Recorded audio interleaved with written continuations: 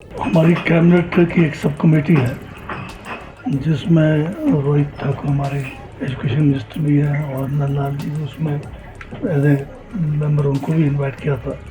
क्योंकि उनके एरिया से संबंधित है। ज़्यादा है तो पूरे हिमाचल की समस्या है ये जो इनक्रोचमेंट के केसेस को लेकर है। अब इसमें इनक्रोचमेंट्स भी कई किस्म के हैं। एक तो जो है 2002 में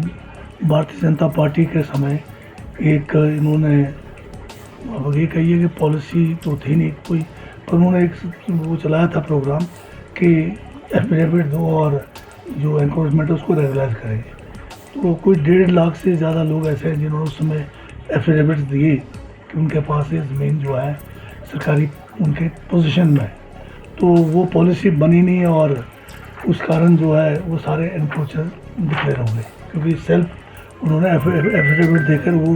जो है उसमें सारे आगे जज में। फिर बाकी बहुत सारे ऐसे भी लोग हैं हज़ारों लाखों की संख्या में जो लंबे समय से जो है भूमि के ऊपर, सरकारी भूमि के ऊपर जो है अपना जीवन निर्वाह कर रहे हैं। वो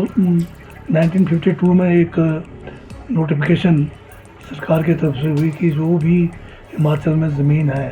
चाहे वो वेस्टलैंड भी क्यों ना है वो सबको फॉरेस्ट माना गया। अब वो जो है 1980 तक तो कोई दिक्कत नहीं रही कि जो ये डेफिनेशन है इसका प्रभाव भी नहीं रहा और सरकारें जो है इसके तहत भूमि जो है नो तोड़ नियम के तहत भी नॉन ट्राइबल एरियाज़ में भी देते रहे। परंतु 1980 में जो है फॉरेस्ट कंजर्वेशन एक्ट के आने से ये हो गया कि सारे के सारे जो फॉरेस्ट लैंड है उस पर फॉरेस्ट कंजर्वेशन एक्ट लागू हो गया और उसके स्ट्रिक्ट इम्प्लीमेंटेशन जो है 1996 में गोदावरी केस में सुप्रीम कोर्ट ने करा दिया। तो उसके बाद फॉरेस्ट, क्योंकि हिमाचल में सारी ज़मीन जो है जो ज़्यादातर ज़मीन क्या ज़्यादा थोड़ी सी ज़मीन है जो रेवेन्यू लैंड है जो कहीं बिग जो है जब ये लैंड सीलिंग एक्ट में सरकार को वेस्ट हुआ या हमारे विलेज कॉमन लैंड थे वो जो वेस्ट हुआ वो फॉरेस्ट के बाहर थे, बाकी सारे फॉरेस्ट माना गया चाहे वो खड़ की ज़मीन क्यों ना हो चाहे आपके बंजर ज़मीन ना हो। तो उसमें बड़ी दिक्कतें हुई। आज उस बारे को लेकर भी एक हमारा जो है बैठक में मुख्य मुद्दा था। तो इसमें हमने ये फैसला आज लिया कि जो गोदावरी जो केस सुप्रीम कोर्ट अभी मॉनिटरिंग कर रही है उसमें हिमाचल प्रदेश सरकार भी उसमें अपनी गुहार लगाएगी कि जो 1952 का जो नोटिफिकेशन है उस नोटिफिकेशन के तहत जो है 1927 का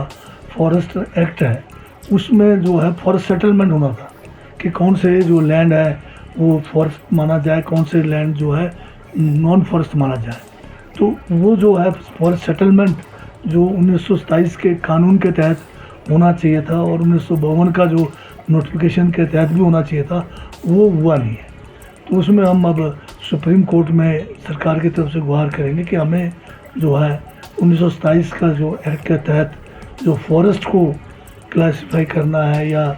फॉरेस्ट लैंड कौन सा है उसके लिए जो सेटलमेंट करना है वो करने की इजाज़त दी जाए। और दूसरा फिर हम जो आजकल जो एनक्रोचमेंट को लेकर इविक्शन के ऑर्डर्स माननीय हाई कोर्ट ने किया है उसके बारे में भी डिस्कशन किया कि किस तरह से ये जो केसेस हैं जिसमें लंबे समय से लोग पुश्तों से जो है फॉरेस्ट की लैंड पर जो है अपना जीवन निर्वाह कर रहे हैं तो उनको क्या राहत मिल सकता है। तो इन सब बातों के ऊपर आज विचार विमर्श किया और आगे जो है जो भी संभव है, जैसे पिछले बार भी इसी कमेटी ने रिकमेंड किया था कि विधानसभा के अंदर हम एक प्रस्ताव लेके आए कि जो हमारा फॉरेस्ट कंजर्वेशन एक्ट 1980 है उसको खासकर हिमाचल प्रदेश के संदर्भ में जैसे जिन इलाकों में बाढ़ आने के ऊपर भूमि टोटल जो है नष्ट हो जाती है उसको तबादले में देने के लिए या जो लैंडलेस लोग हैं या जो लैंड कम है जिनके पास उनको लैंड देने के लिए ज़मीन दिया जाए तो उसके लिए जो है FCA में जो है संशोधन करे। ये प्रस्ताव भी हमारे विधानसभा की तरफ से सर्वसम्मति से केंद्र को